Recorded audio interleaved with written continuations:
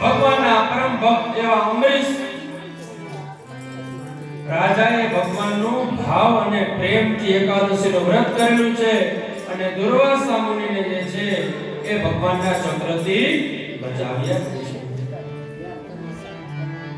આગળ કથા કરતા કહે છે કે જે પાવન તટ ઉપર રાજા હું તને આ કથા સંભળાવી રહેલો છું એ ગંગા અવતરણની તને કથા. ગંગા અવતરણની કથાની અંદર સુખદેવજી મહારાજ કહે છે કે તમારા વડવાઓએ જે છે સગર રાજાએ છે એક વખત ધર્મનિષ્ઠ એવા સત્યવાદી સગર રાજાએ અશ્વમેઘ યજ્ઞ કરવાનો પ્રારંભ કરેલો. અશ્વમેઘના પ્રારંભની અંદર અશ્વ એને છૂટો મૂકેલો, અશ્વ જેને પકડે એની સાથે યુદ્ધ કરે અને યુદ્ધની અંદર જીતે તો આગળ અશ્વમેઘ યજ્ઞ કરી શકે છે.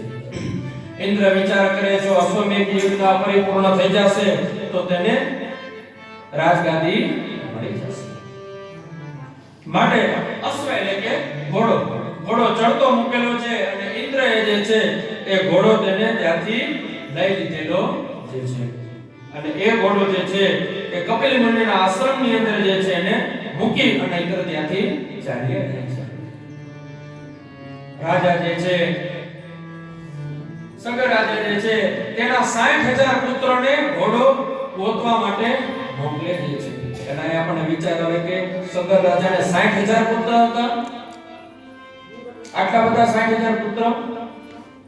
આ શબ્દ છે ને એ બધા તાર્કિક અને તત્વજ્ઞાન વાળા રહેલા છે. 60,000 પુત્ર એટલે કે સગર રાજા જે એ રાજા હતો અને રાજાની જે પ્રજા જે છે ને એ રાજા માટેના સંતાનો જ કહેવાતા હોય છે. એના માટે એના નગરજનો છે 60,000 જે છે એ આ ઘોડાને ગોતવા માટે નીકળે છે. ચાલતા ચાલતા કપિલ મુનિના આશ્રમ પાસે આવે છે. કપિલ મુનિ પાસે ઘોડો બાંધેલો હતો, તેની સાથે યુદ્ધ કરવાની તૈયારી કરે છે. ત્યાં કપિલ મુનિની આંખ ખુલે છે અને આંખ ખુલતા 60,000 પુત્રો બળીને ભસ્મ. આ રીતના 60,000 પુત્રો બળીને ભસ્મ થઈ જાય છે અને ત્યારબાદ થોડોક સમય થાય છે પરંતુ હજી પુત્ર આવતા નથી એટલે સગર રાજા જે છે એમના પુત્રને જે છે ગોતવા માટે મોકલે છે એ પણ ત્યાં કપિલ મુનિના આશ્રમમાં જાય છે અને કપિલ મુનિના આશ્રમની અંદર જાય છે અને ત્યાં પોતાનો ઘોડો જોવે છે ત્યારે કપિલ મુનિને પૂછે કે હે ઋષિ મુનિ અમારા 60,000 ભાઈઓ હતા એ ક્યાં ગયા ત્યારે કપિલ મુનિ કહે હે રાખનો ઢગલો છે ને એ તમારા ભાઈઓનો છે તો હવે ને ભગવાન કપિલ મુનિને કહે કે હે કપિલ મુનિ હવે મારા ભાઈનો ઉદ્ધાર થાય એવું તમે કાઈ કરો ત્યારે કપિલ મુનિ કહે છે કે તમે ગંગાજીને લઈ આવો તો તમારા 60,000 ભાઈઓ છે એનો મોક્ષ થશે આ પ્રમાણે અંશુમન રાજાએ જે છે પિતા પાસે જઈ અને તેના 60,000 ભાઈઓની વાત કરી છે ત્યારબાદ સગર રાજા જે છે તેના પુત્રને રાજપાટ સોંપેલું દે છે અને ત્યારબાદ અંશુમનને રાજપાટ સોંપી અને સગર રાજા ભગવાનની તપ કરવા જાય છે ગંગા અવતરણ માટે ભગવાનનું તપ કરતા કરતા ગંગાજી પ્રસન્ન થયા પરંતુ તેમનો દેહ ત્યાગી ગયો છે ત્યારબાદ અંશુમન રાજાને ખબર પડી કે મારા પિતાજીનો દેહ ત્યાગ થયેલો છે તો ગંગા અવતરણ માટે અંશુમન રાજા જે છે એ ભગવાનની તપ કરવા જાય છે અંશુમન રાજાનું મૃત્યુ થતા દિલીપ રાજાને ખબર પડી કે દિલીપ રાજાને થયું કે મારા પિતાને ગંગાજીનું તપ જે અધૂરું હતું ને એ તપ પૂરું કરવા માટે હું જાઉં છું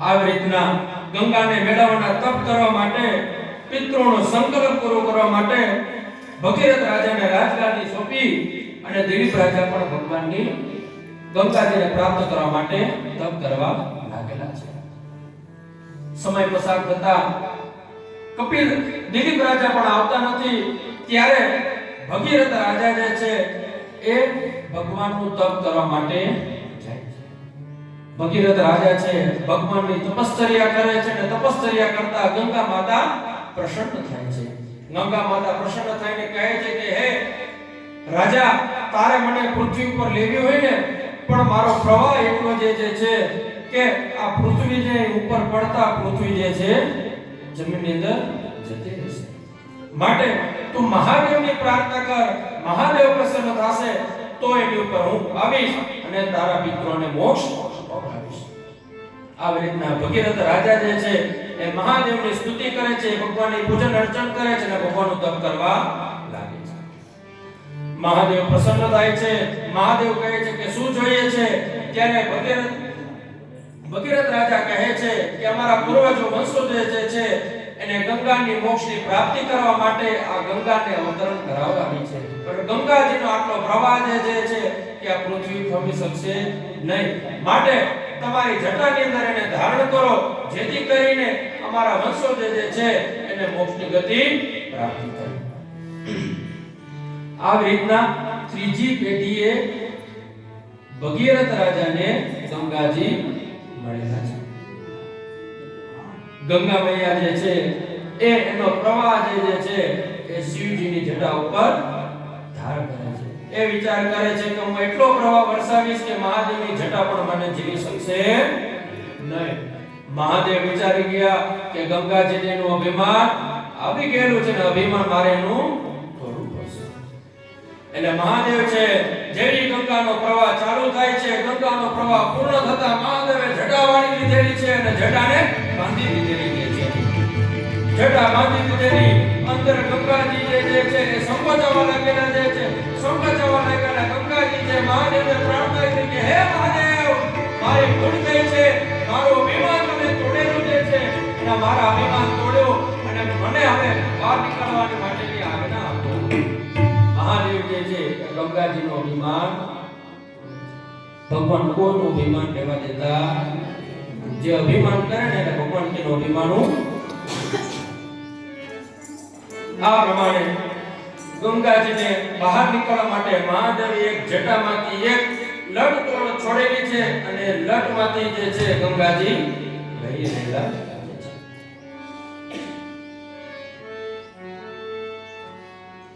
ત્યારે ભગીરથ રાજા કહે છે કે રાજા તું આગળ ચાલ અને હું પાછળ તારી પાછળ આવું છું.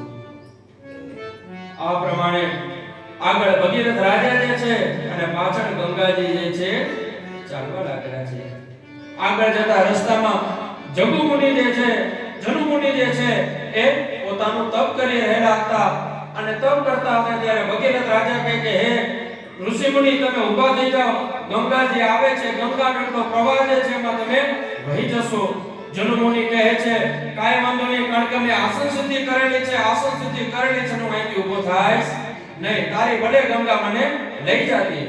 આવી રીતના ભગીરથ રાજાને અભિમાન આવેલું હતું એટલે આગળ ચાલતા જાય છે. થોડેક આગળ જાય ત્યાં ગંગાજીનો અવાજ સંભળાતો બંધ થઈ જાય છે.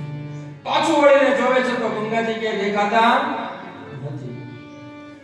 જ્યારે ભગીરથ રાજાને થયું કે ઓહો મેં તો આ ઋષિનું અપમાન કરેલું છે. ઋષિ પાસે જનુ મુનિ પાસે આવીને કહે કે હે ઋષિ મુનિ આ ગંગાજી ક્યાં ગયા?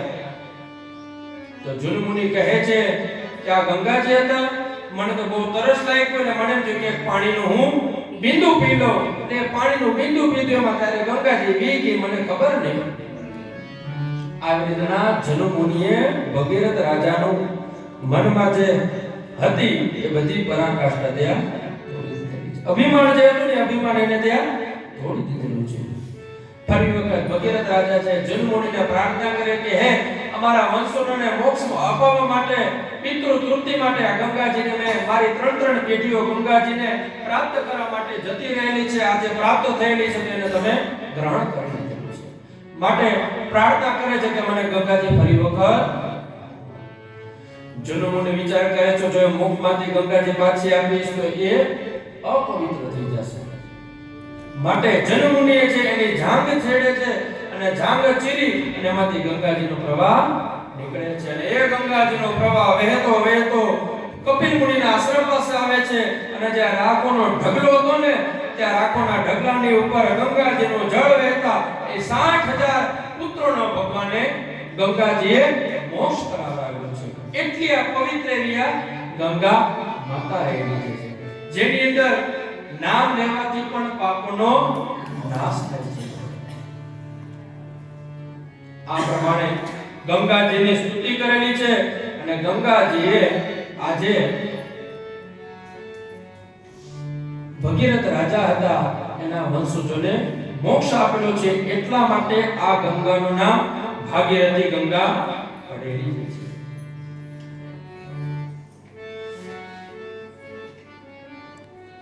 આ ગંગાના 3 નામ આપવામાં આવેલા છે.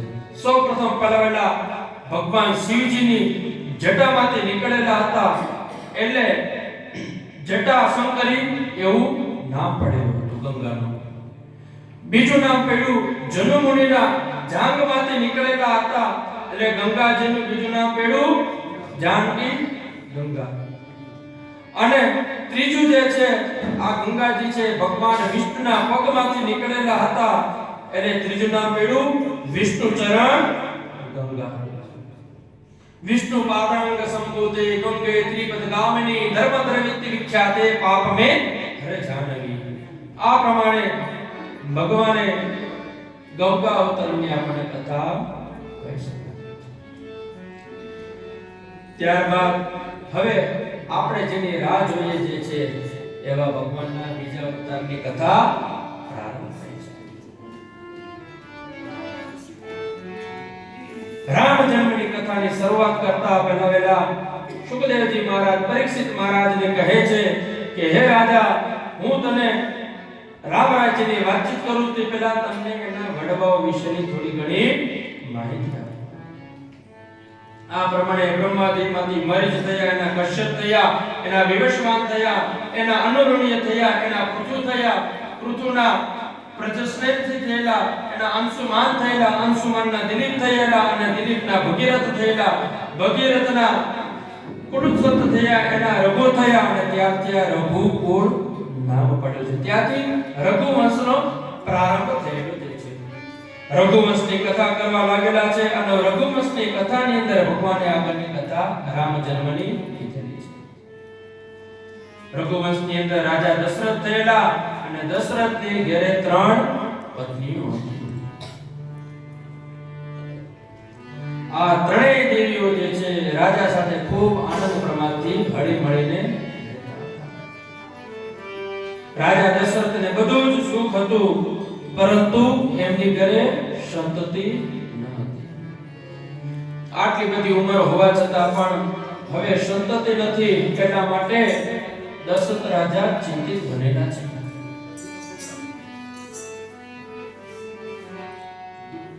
ગુરુને બોલાવી અને સંતાન પ્રાપ્તિ માટે યજ્ઞ કરાવવાનું કહે છે.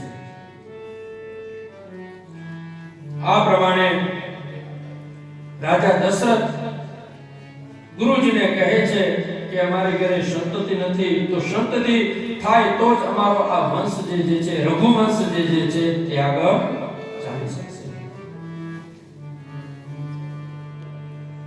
ભગવાનનું આગમન થાય છે પહેલા રાક્ષસોનું આગમન થઈ જાય. પહેલા જીવનની અંદર ખરાબ વસ્તુ આવે, પછી જીવનની અંદર સારી વસ્તુ આવે. આ બાજુ ભગવાનનો પ્રાદુર્ભાવ થવાનો હતો તે પહેલા ત્રણે ત્રણ રાક્ષસ કુળની અંદર જન્મ લઈ લીધેલો હતો. કોને કોને? રાવણ, પછી કંસ, અને ત્રીજું કુંભકર્ણ. આ ત્રણેય ભાઈઓ જે છે એ રાવણ કુળ વંશની અંદર જન્મ લઈ લીધેલો હતો. બીજી તરફ હવે દશરથ રાજા જે છે એ યજ્ઞ કરવાનું નક્કી કરે છે અને યજ્ઞ દ્વારા યજ્ઞ પુરુષને પ્રાર્થના કરે છે. ત્યારે યજ્ઞ પુરુષ જે છે યજ્ઞ નારાયણ છે સાક્ષાત હાથમાં ચરનું પાત્ર લઈ નીકળેલા જે છે અને ચરનું પાત્ર હાથમાં લીધેલું જે છે અને ઋષિ મુનિઓ સાથે મળી અને ભગવાનને આ યજ્ઞ પુરુષ છે આ ચરનું પાત્ર જે છે એ રાજા દશરથના હાથમાં આપેલું છે. ભગવાન આવવાની તૈયારી થતી હતી. એ સમય પહેલા દેવોને કહી દીધું કે જાઓ વાનર સ્વરૂપે રીછ સ્વરૂપે તમે લોકો જન્મ લઈ લ્યો. હવે હું મારી નવી લીલા કરવા માટે હું પૃથ્વી ઉપર અવતરણ કરવાનો છું. આ પ્રમાણે ભગવાન હવે જન્મ લેવાની તૈયારી થઈ ચૂકેલી જે છે. યજ્ઞ નારાયણે રાજા દશરથને જે છે ચરનો પડ્યો હાથમાં આપેલો છે. ત્રણેય દેવીઓને જે છે એ ચરનો પડ્યો આપેલો છે. ત્રણેય દેવીઓને ભાગ આપેલો છે. પરંતુ એવા સમયે એક પક્ષી જે છે ત્યાંથી નીકળે જે છે અને આ ચરનો પડ્યો હતો એ રાણીના હાથમાંથી લઈ જાય છે.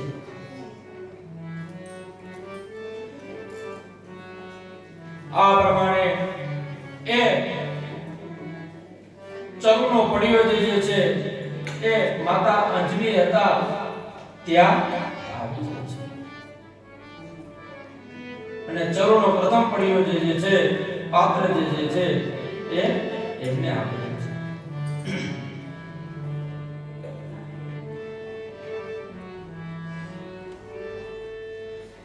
આ સમળી જે છે એ પ્રસાદ લઈ અને માતાને આપે છે અને એ માતાથી ઉત્પત્તિ હનુમાનજી મહારાજની થઈ છે. અંજની વિશે આપણે થોડું ઘણું સમજીએ તો અંજનીને એક વખત શ્રાપ મળેલો હતો કે તમને યુવાનસ્થાની એટલે કે તમે અપરિણિત હોવા છતાં પણ તમારી ઘરે સંતતિનો જન્મ થશે. અને બીજો શ્રાપ એ હતો કે જેવું તમારું બાળકનો જન્મ થશે સૂર્ય ઉગતા જ એમનું મૃત્યુ થશે. આ રીતના અંજની માતા જે છે એ વિચારે છે કે જો સમાજની વચ્ચે રહીશ તો મને પણ લાંછન લાગશે, માટે પર્વત ઉપર જઈ એકાંત વાસની અંદર જે છે ભગવાનની પ્રભુ ભક્તિ કરે છે.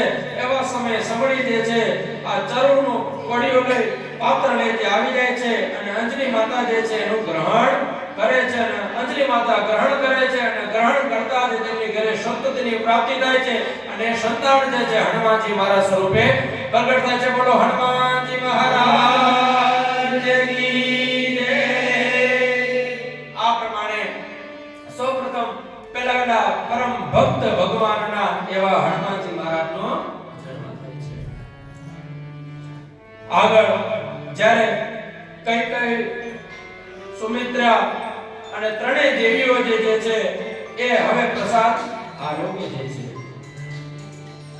કૌશલ્યા દેવીએ પ્રસાદનો ગ્રહણ કર્યો છે, સુમિત્રા દેવીએ પ્રસાદનો ગ્રહણ કર્યો છે અને કઈ દેવીએ પણ પ્રસાદનો ગ્રહણ કર્યો છે. આ પ્રમાણે ભગવાને ત્રણેય જે આપેલા હતા યજ્ઞ પુરુષને ફળ એ ત્રણેય દેવીએ ગ્રહણ કરેલો છે. ગ્રહણ કરતા ધીમે ધીમે ત્રણેય દેવીઓનું તેજ વધવા લાગેલું છે. તેજ એટલી હદે વધવા લાગેલું છે કે કોઈ સામે દેવીની સામે જોઈ શકતા નથી. દેવતાઓ આકાશમાંથી માતાજીની સાથે મળી દેવની ગર્ભસ્તુતિ કરે છે અને ગર્ભસ્તુતિ દ્વારા ભગવાન કૌશલ્યના ઘરે આજે ભગવાન ચતુર્ભુજ સ્વરૂપે દર્શન દેવા માટે આવી રહ્યા છે. આ પ્રમાણે ધીમે ધીમે સમય પસાર થવા લાગેલો છે અને આ રીતના કાર્તિક માસ ગયો છે, માગસર માસ ગયો છે, પોષ માસ ગયો છે, ફાલ્ગુન માસ ગયો છે, ચૈત્ર મહિનો આવી ગયો છે. ચૈત્ર મહિનાનો પવિત્ર એવો મહિનો પ્રારંભ થયેલો છે અને ચૈત્ર મહિનાની અંદર ધીમે ધીમે દિવસ પસાર થવા લાગેલો છે.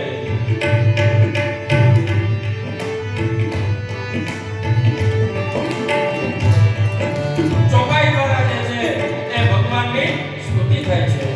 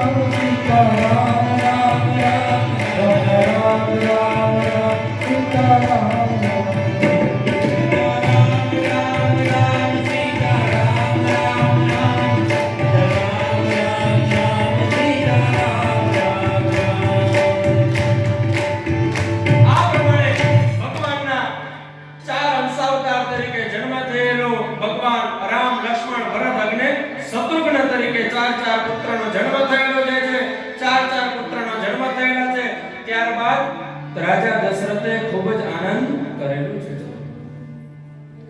રાજા દશરથ જે છે આજે ખૂબ જ ભાગ્યશાળી બનેલા છે. એટલા ભાગ્યશાળી બનેલા કે અત્યાર સુધી નહોતું ત્યારે એક પણ સંતાન ન હતું અને આજે દીધા તો ભગવાને ચાર હાથે આપેલું છે. આવી રીતના ભગવાને ચાર પુત્રનો જન્મ આપેલો છે.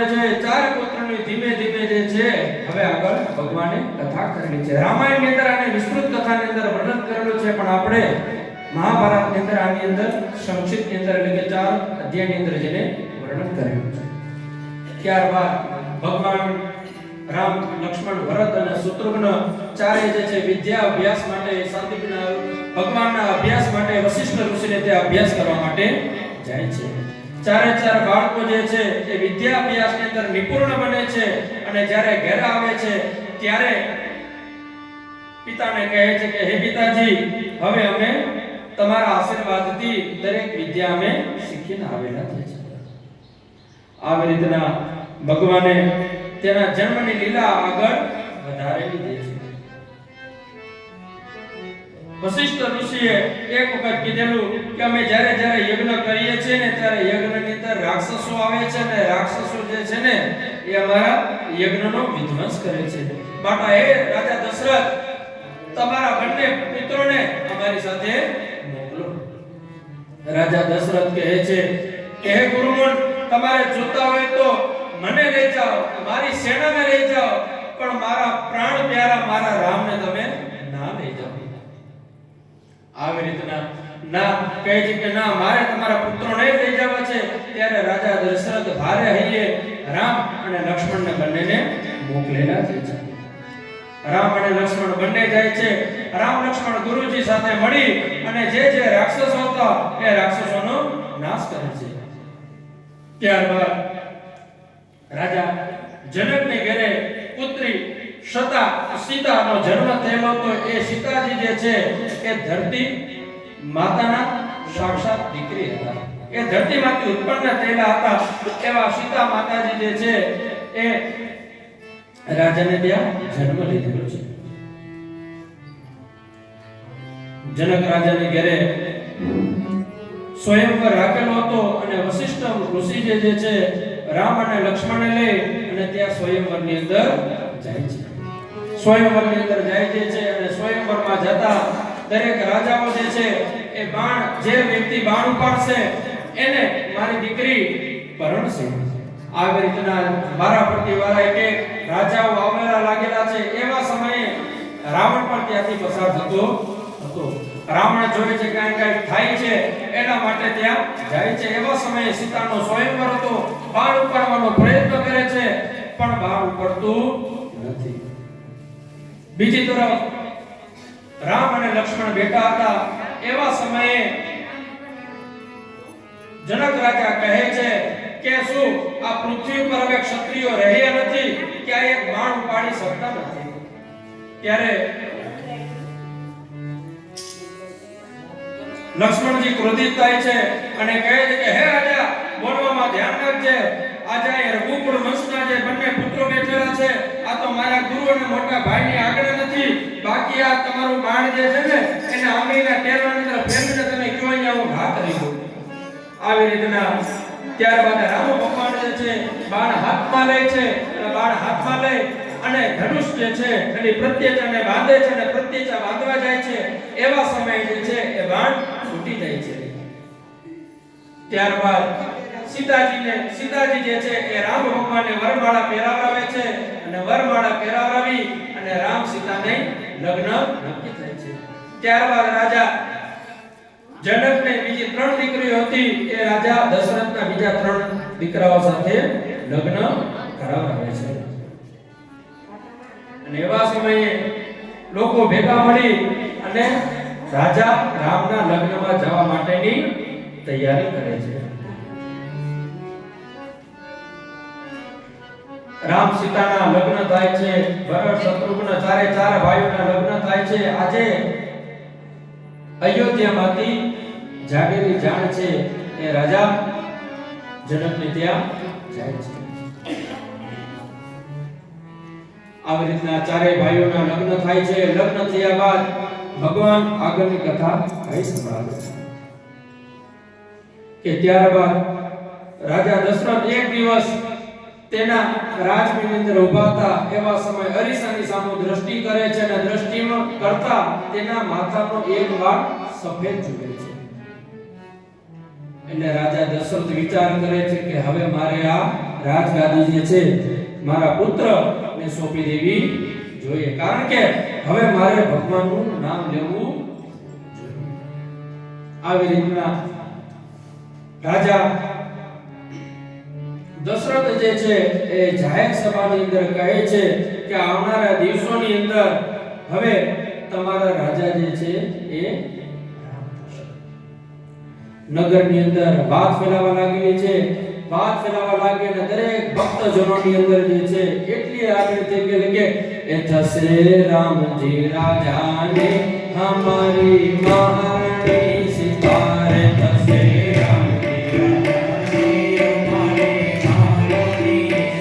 Yes.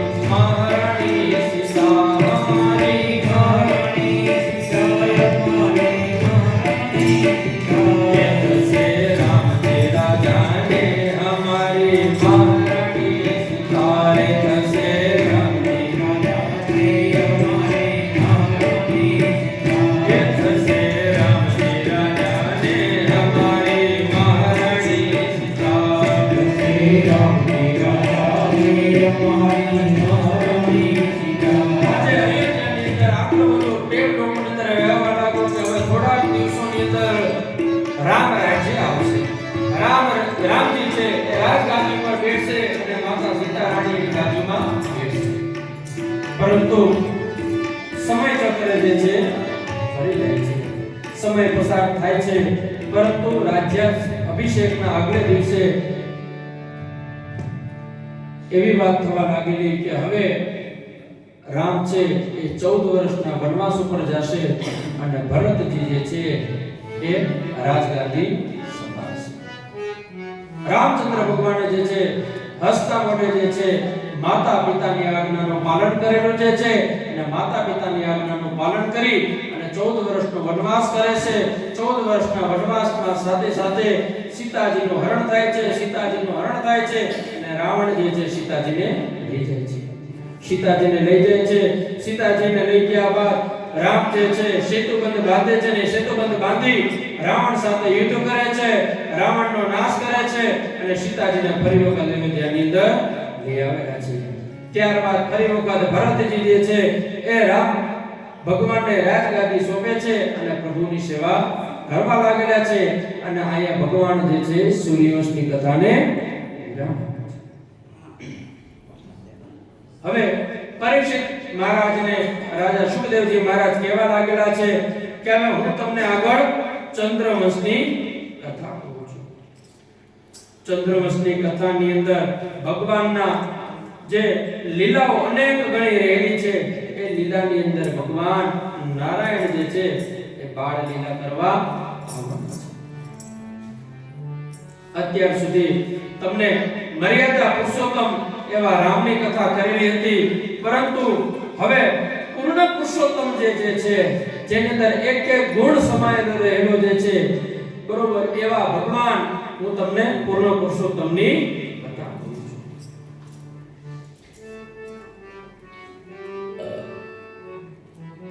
ચંદ્રવંશની કથાની અંદર આગળ કથા કહેવા લાગેલા છે કે હે રાજન, હવે ભગવાનનો બીજો જન્મ ભગવાન લેવાનો છે. દસમ સ્કંદ જે છે એ ભગવાનનું હૃદય માનવામાં આવે છે. રાજા ઉગ્રસેન હતા. ઉગ્રસેન યદુવંશના રાજા છે. તેને પુત્ર કંસ તે ખૂબ જ દુષ્ટ હતો. તેના પોતાના પિતરાય એટલે કે કાકાની દીકરી બહેન દેવકીને ઉપર ખૂબ જ પ્રેમ હતો, પરંતુ તેમના લગ્ન વાસુદેવ સાથે કરવાનું નક્કી કરે છે. અને જ્યારે વસુદેવ સાથે લગ્ન થાય છે ત્યારે એને વળવા માટે ખુદ કંસ જે છે એ રથનો સારથી બનેલા છે. જ્યારે કંસ જે છે આજે બેનને વિદાય આપવા માટે રથને લઈ અને જાય છે, એવા સમયે આકાશવાણી થાય છે અને આકાશવાણી દ્વારા કહેવામાં આવે છે હે કંસ, તું જેને મૂકવા જઈ રહ્યો છે એ તારી બેનનું જે સંતાન જે છે ને એ તારો કાળ બનશે.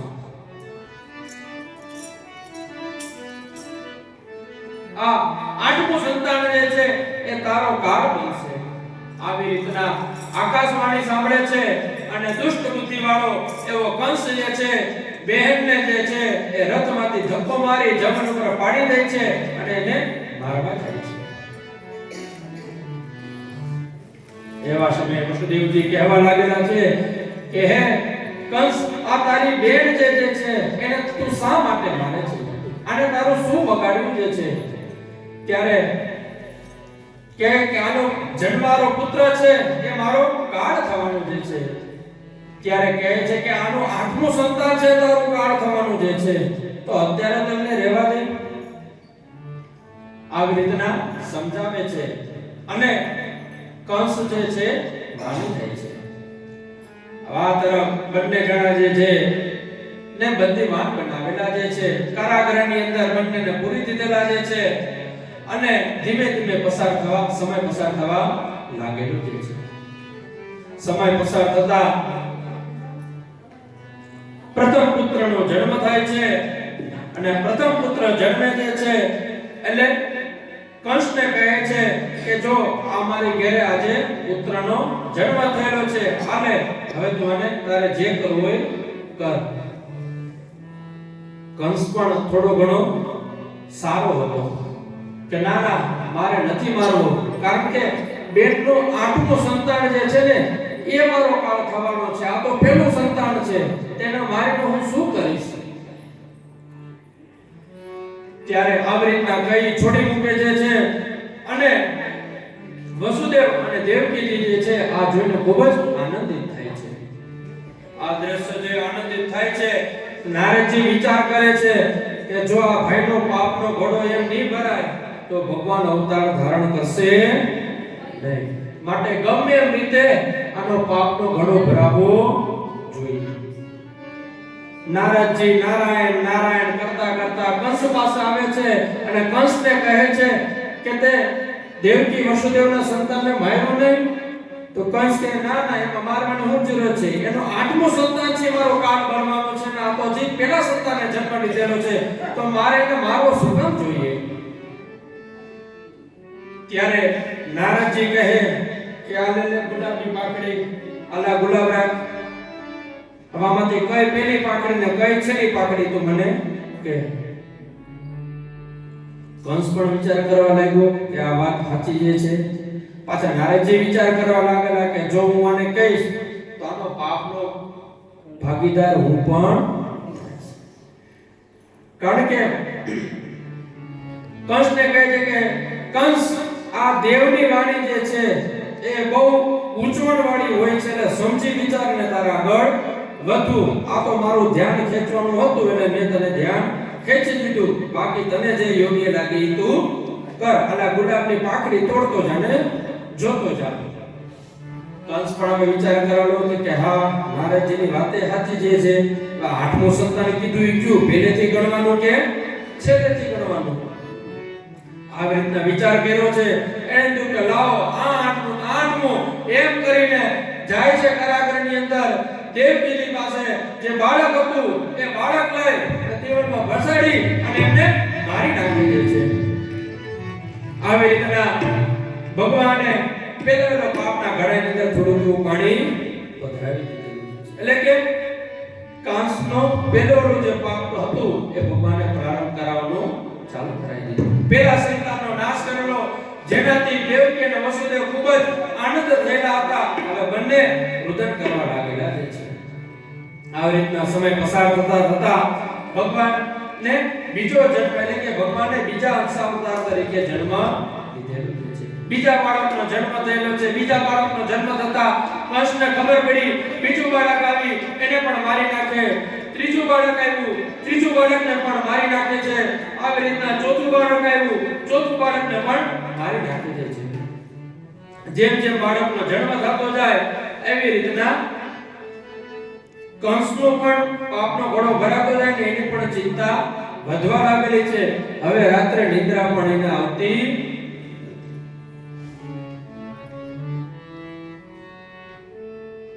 આ પ્રમાણે ધીમે ધીમે ભગવાનના જન્મ એક એક અવતાર થવા લાગેલા, કે એક એક સ્વરૂપે 12 સ્વરૂપે ભગવાન જન્મ થવા લાગેલો છે. આ રીતના એક પછી એક 6 પુત્રોને કંસે મારી નાખ્યા છે. સમય જતા 7મું બાળક રહેલું છે. 7મું બાળક એ ભગવાન શેષ નારાયણનો અવતાર માનવામાં આવેલો છે. એટલે કે ભગવાન બલરામજી તરીકે સ્વરૂપ લેવાના હતા અને યોગ માયાને કીધેલું કે તમે જાઓ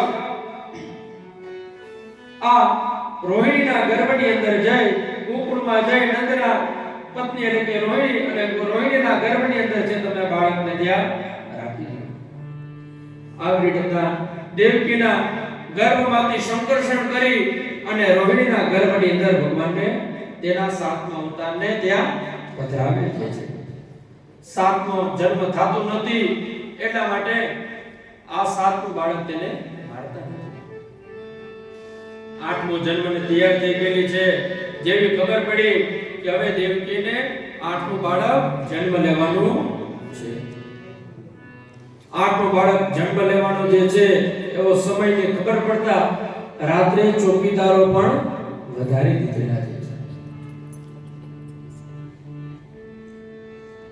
આ પ્રમાણે ચોકી ફેરો ધીમે ધીમે વધવા લાગેલો છે. 1 મહિનો પૂરો થયો, બીજો મહિનો પૂરો થયો, ત્રીજો મહિનો પૂરો થયો. ભગવાન દેવતાઓને કહેવા લાગ્યા કે કોઈ પણ સ્વરૂપે ગમે ત્યાં જગ્યા મળે ત્યાં જગ્યા લઈ લ્યો. ગોકુળ મથુરાની અંદર ગોવાળિયા બનીને રહેવા માંડ્યા. ગાય તરીકે બધા જન્મ લઈને રહેવા લાગેલા છે. કારણ કે ભગવાનને જવાનું હતું ગોકુળ અને મથુરામાં. એટલા માટે અગાઉથી જ બધાને કહી દીધેલું કે તમે ગોકુળ મથુરાની અંદર તમને જ્યાં જગ્યા લાગે ને ત્યાં તમે લોકો જન્મ લેવા લાગો.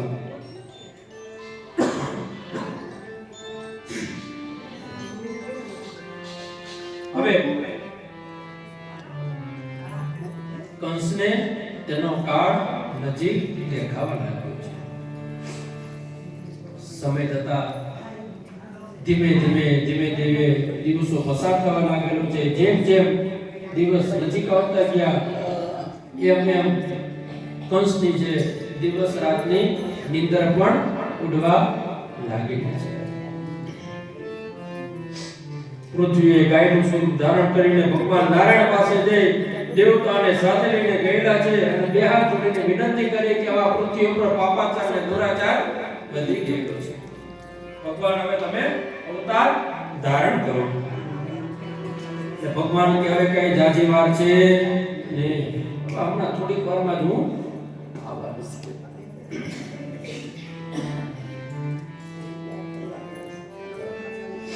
એવા સમયે માતા દેવકી અને વાસુદેવજી છે ભગવાનને પ્રાર્થના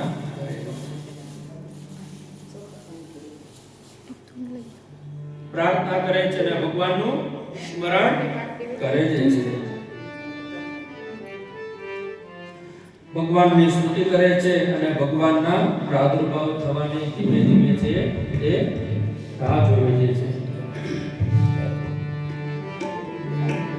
ભગવાન નારાયણ જે છે એ નારાયણ કેવું સ્વરૂપ ધારણ કરે છે. જ્યારે ભગવાન એમ થાય કે મારા ભક્ત મને બોલાવે અને હું ન જાઉં તે વસ્તુ સત્ય બને નહીં. માટે જ્યારે ગાય માતા જે છે એ ભગવાન પાસે પ્રાર્થના કરે છે અને પ્રાર્થના દ્વારા ભગવાનની સ્તુતિ પણ કરે છે.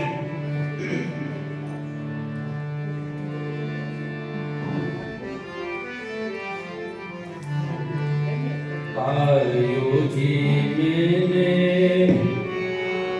राम रतन धन पायो. पायो जीवने राम रतन धन पायो. पायो जीवने राम रतन धन पायो. वस्तु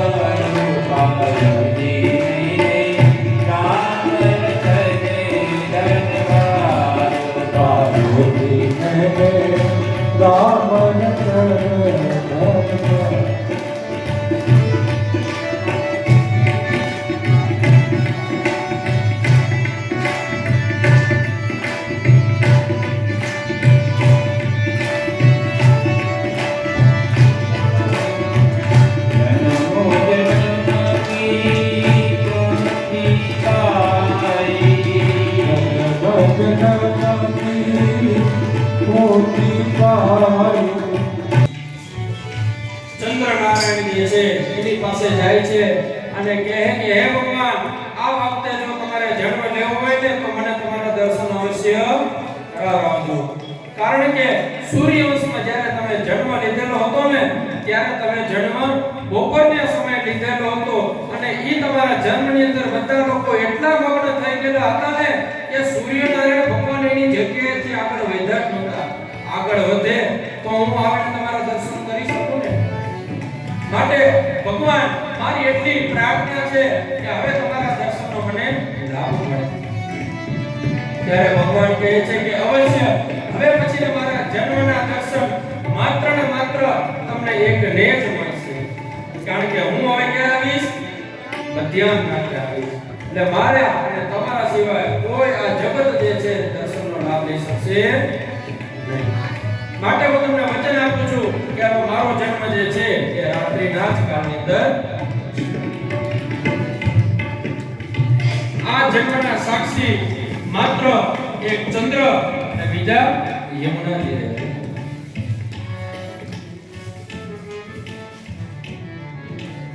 હવે ભગવાન જન્મ લેવાની તૈયારી કરી રહ્યા હતા. માતા દેવકીજીનું જે છે તે જ વધવા લાગેલું જે છે. જેમ જેમ મહિનો પસાર થતો ગયેલો તેમ સમય પસાર થતા થતા માતાજીનું રૂપ જે છે એકદમ તેજોમય થવા લાગેલું જે છે. તેજોમય સ્વરૂપ જેનું છે નંદ બાબા પણ વાસુદેવજી જે છે, નંદ બાબા છે, દેવકી જે છે, બધા લોકો ભગવાનની ભક્તિની અંદર ભક્તિ કરવા માટે તૈયાર થયેલા થઈ જાય છે. આમ કરતા કરતા પવિત્ર શ્રાવણ માસ આવ્યો. શ્રાવણ માસની એકમ ગઈ, બીજ ગઈ, ત્રીજ ગઈ, ચોથ ગઈ, પાંચમ ગઈ, છઠ ગઈ, સાતમ ગઈ. આઠમનો દિવસ આવી ચૂકેલો જે છે અને ભગવાન જેમ જેમ આઠમ થઈ, આઠમનો પ્રભાત જાણે આજે કઈ અલગ જ દ્રવ્યનું વાતાવરણ બનેલું હોય એવું બની ગયેલું છે. ભગવાન અવતાર લેવાના છે. ગાયો વાછડાઓ રણકાર કરવા લાગેલા જે છે. મંદિરના ઝાડરો મંડપ આખા સવારના લાગેલા જે છે. દેવી દેવતાઓ આકાશની અંદર ઊભા રહી ગયેલા છે. ભગવાનનો જન્મ હમણાં થશે, હમણાં થશે. સવારની બપોર થાય, બપોરની સાંજ થાય, દેવતાઓ ઊભી ઊભીને થાકી ગયેલા છે કે ભગવાન હવે ક્યારે જન્મ લેશે. રાત થવા આવી, દેવતાઓ થાકીને બધાય સૂઈ ગયા છે. હવે રાત્રિનો મધ્યકાળ થયેલો જે છે, રાત્રિનો મધ્યાંતર થયેલો જે છે અને રાત્રિના સમયે ભગવાન ચતુર્ભુજ સ્વરૂપે માતા દેવકીને સ્વરૂપ દર્શન આપેલા. ચતુર્ભુજ ભગવાનની અને દેવકી અને યશોદાનો આનંદનો પાર રહેતો નથી. બંને આંખોને અશ્રુ દ્વારા જે છે, આંખના જળ દ્વારા છે ભગવાન નારાયણના પગ ધોયેલા જે છે. દેવકીજી નંદ બાબા, દેવકીજી અને વાસુદેવજી જે ખૂબ જ આનંદિત બનેલા છે કે ભગવાન આજે મારી ઘરે જન્મ લેવા માટે આવવાના જે છે. આ પ્રમાણે ભગવાનનો ચતુર્ભુજ સ્વરૂપ આજે ભગવાને બાળ સ્વરૂપ ધારણ કર્યું છે. બાળ સ્વરૂપ ધારણ કરી અને ભગવાન નારાયણનો અવાજ સંભળાવવા લાગેલો જે છે. અવાજ સાંભળે છે અને ભગવાને રાત્રે બધાને ઓઢાડી દીધેલા છે. ભગવાન વાસુદેવજી એ છે કૃષ્ણને કોટલાની અંદર બેસાડેલા છે અને કૃષ્ણને લઈ અને મૂકવા જાય છે. વાસુદેવજીને ત્યાં આંગણામાં મૂકવા માટે જાય છે. આંગણામાં મૂકવા માટે તૈયારી કરવા જાય છે. ભગવાને રાત્રે અન્નને નિદ્રા દીઠ બનાવેલા છે. નિદ્રા દીઠ બનાવી અને ભગવાન અને યમુનાજીનો ધરો છે એ પાર કરવા જાય છે. ધરો પાર કરવા જતા આજે યમુનાજી પણ જે છે એ ધીમે ધીમે એનું જળસ્તર વધારવા લાગેલા જે છે. યમુનાજી જે છે એ ભગવાનના ચરણ સ્પર્શ કરવા માંગતા હતા. ભગવાન કહે કે જો મારો પગ બહાર નીકળ્યો તો યમુનાજી જે છે વાસુદેવને મારી દેશે. માટે એક જમણો પગનો અંગૂઠો બહાર કાઢે છે, યમુનાજીની અંદર એ મેળવી દે છે અને પગ મૂકતા યમુનાજી જે છે માર્ગ આપી દે છે. માર્ગ આપી અને ભગવાન છે નંદ બાબાના ઘરે જાય છે. ત્યાં